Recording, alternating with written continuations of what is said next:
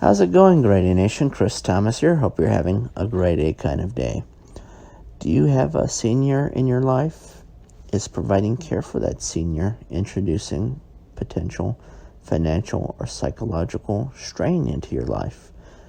Well, today's special guest co-host, Frank Bastard, financial advisor, is here to provide tips that can help to mitigate some of those potential financial or psychological pressures.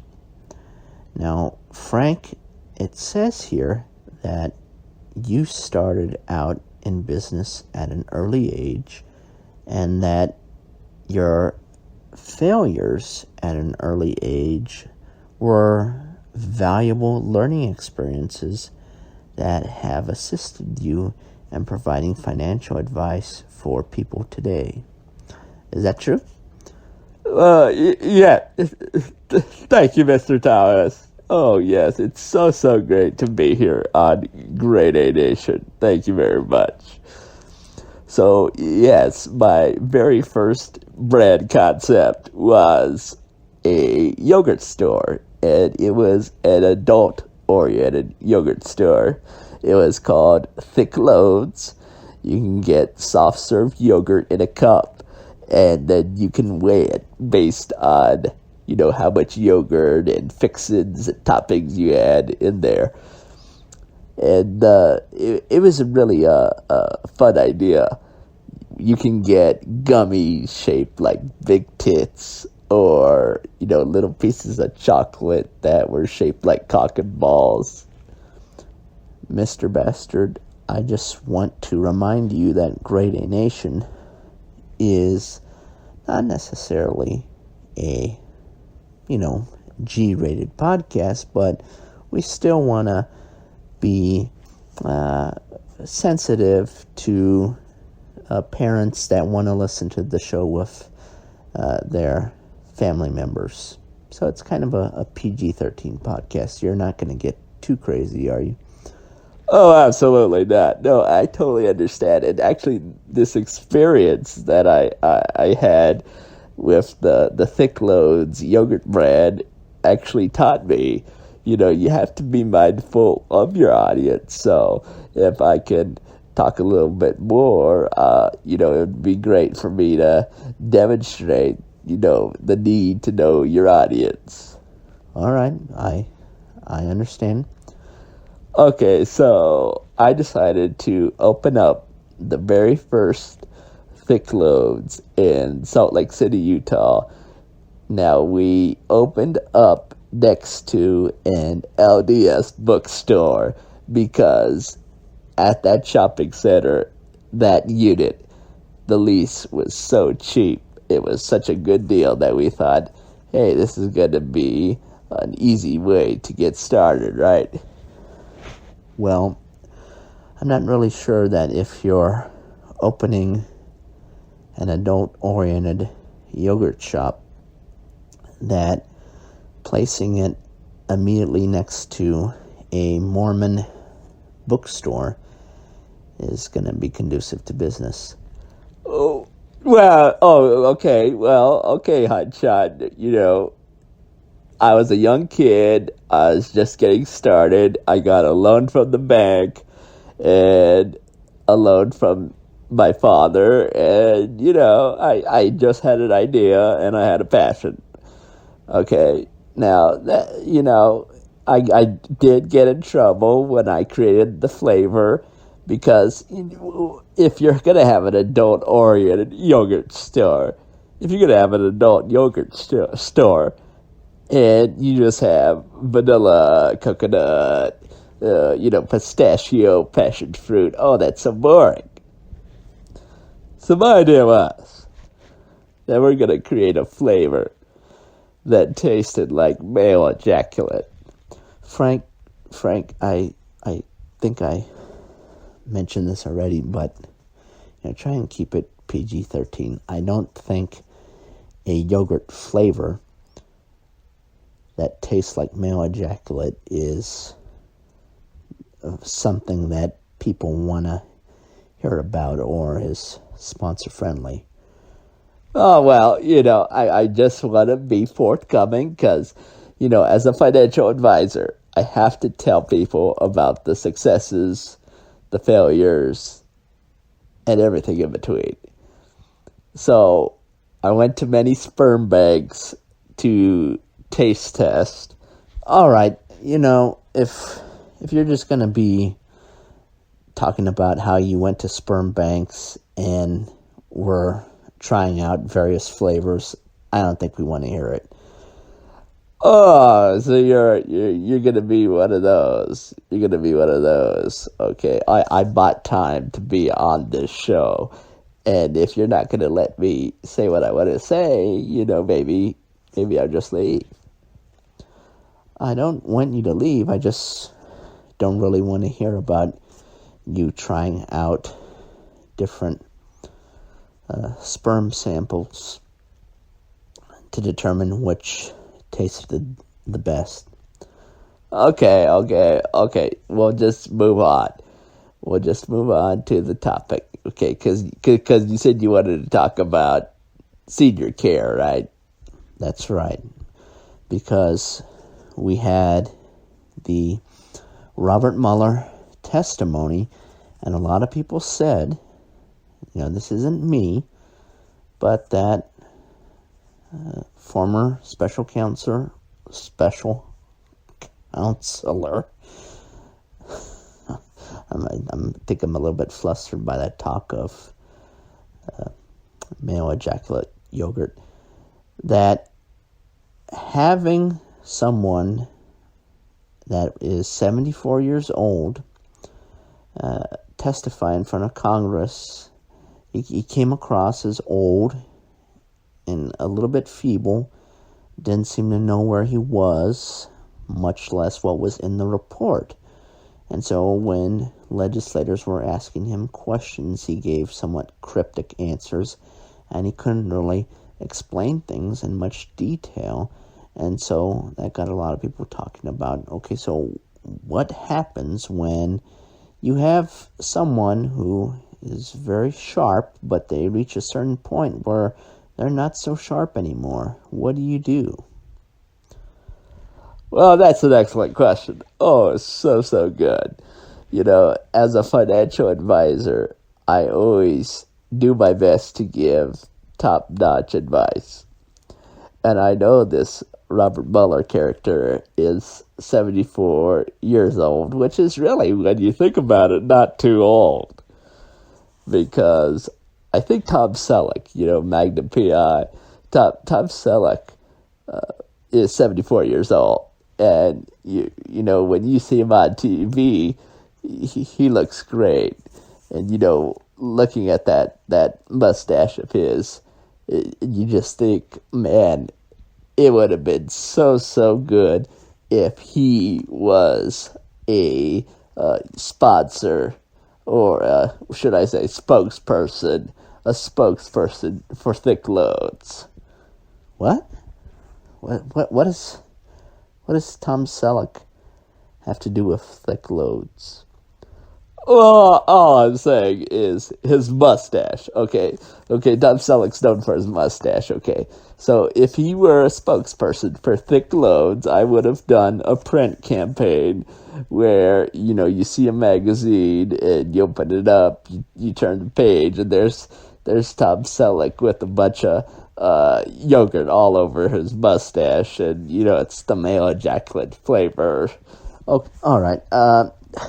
Can you get back on track with the Robert Mueller consideration? When someone's fairly sharp for much of their life, but then they kind of lose a step.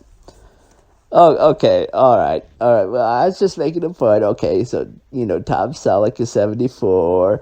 You have Rod Stewart singing Christmas songs off a teleprompter at 74, and he's raking in the dough. So sometimes, you're going to have a 74-year-old that can, you can make money off of. What? I'm not saying you're supposed to make money off of the senior in your life. I'm just saying if someone is not really capable of doing the things that they used to, what do you do? Okay. You put it in a very nice way. Thank you very much. Okay. So, if you have a senior like Robert Mueller, who kind of seems zonked, kind of seems brain dead. I mean, it's like dealing with a zombie. My financial advice is to not use resources on this particular senior. Why waste money? Okay, why bother? So what you're saying is that people should not put any money into the care for a senior that seems to be struggling mentally? That's right. Okay, that is 100% on the money. And perhaps the most obvious tip I could give is that you feed Robert Mueller, or someone like Robert Mueller, you're going to feed him leftovers. Because why waste money on someone who doesn't even have the mental faculties to appreciate it? Okay, you go to Panera Bread and you get someone a sandwich and soup and a pastry, and it can be cat food for all they care. They can't even tell the damn difference. Okay, I'm not really sure that people are going to be wanting to feed the senior in their life. Yeah, stutter it out. Well, I'm just saying that there's going to be instances where people are not going to want to feed the senior in their life cat food. Well, I did say feed them cat food. I said feed them leftovers because, I'll tell you from my personal experience, I just love Chinese food. I love Chinese food, okay? So why would I waste money getting fresh Chinese food for someone who is too old to even know, what their own name is, okay? They don't even know their own name anymore. Why waste money on some delicious Chinese food when I can just give them my leftovers and save money? Okay, so if you were in the situation where you were taking care of Robert Mueller, you're saying that you would give him your leftover Chinese food. That's right. Okay, so, I just love to get all kinds of dishes from the Chinese restaurant near my place. I mean, egg rolls, General Tso's chicken, mushy pork. Oh, good gosh, it's so good. I mean, Peking beef, shrimp and scallops, sweet and sour chicken, kung pao shrimp, broccoli beef. Oh, I love broccoli beef, so delicious. Vegetable lo mein, barbecue pork, crabs rangoon, fried wontons, Hunan beef, steamed dumplings. Oh, wonton soup. I love wonton soup. Okay, so if you get some of these dishes, a combination of these dishes, and you have some left over, because of course you can't have all that in one sitting. I mean, what are you, a blimp? So you're gonna have some food left over, and you're gonna give those leftovers to Robert Mueller or the other senior in your life.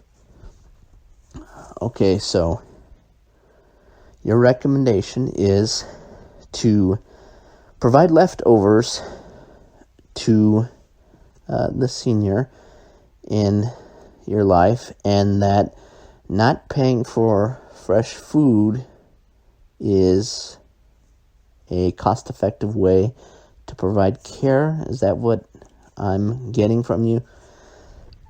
Yes, that's right. Yes, that's right. Okay, because a nuked up broccoli beef is just as delicious as broccoli beef freshly prepared, but you don't have to pay for a whole new batch of broccoli beef, okay? Okay? It's just sound financial reasoning that you're not going to pay full price for someone who can't tie their own shoes, struggles to get out of bed, forgets to take their pills. This person is essentially taking up space. All right, I don't want to be derogatory or ageist on the program. Oh, give me a break. Okay, so you're gonna tell me that you're gonna buy some Kung Pao shrimp, fresh batch for Robert Mueller, and he's gonna eat it and crap it in his diaper 20 minutes later and not even know what happened, and you're just not gonna care. You're not gonna care. Well, I'm. Oh, see, I got you there, didn't I? You didn't really get me. It's just that I think a lot of people have compassion and heart, and saying that you're just going to feed someone who's been a big part of your life for many years cold leftovers is somewhat cruel. Well, who said anything that they had to be cold? It doesn't have to be cold. You could get a microwave, and oh my God, that vegetable lo mein is gonna be as good as new. It's gonna taste like it was just out of the kitchen. All right. Well, that was an interesting perspective, and I appreciate it. Oh, so that's it. Just gonna cut it off. That's what I paid for. Well, I think we'll let the audience decide if they think your advice is good. They'll reach out to us on Twitter at Grade A USA, or provide a voicemail message on anchor.fm/Grade A USA. And if they put your advice into use and they save money, we'll have you back and we'll let you give some more financial advice to the folks. Oh, so it's based on the audience and not the fact that I paid money to be on this show. So they dictate what happens. They're the ones who determine everything. Well, I'm the decision maker ultimately, but I do have to cater to what my audience is interested in. Oh, okay. So, kind of sounds like a pandering pussy to me, but all right. Well, okay. That's a nice way to close things. Grade A Nation, we appreciate you listening in. If you enjoyed Frank Bastard's financial tips, let us know. We'll have him back on, and maybe he can tell us a bit more about some other areas of the financial realm. Take care.